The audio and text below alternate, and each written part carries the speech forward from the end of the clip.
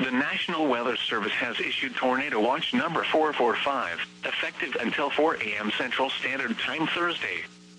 This watch includes the following counties in Texas: Falls, Limestone, Milam, and Robertson.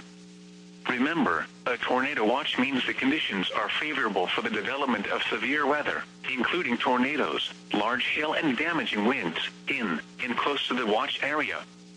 While severe weather may not be imminent, persons should remain alert for rapidly changing weather conditions, and listen for later statements and possible warnings. Stay tuned to NOAA weather radio, commercial radio and television outlets, or internet sources for the latest severe weather information.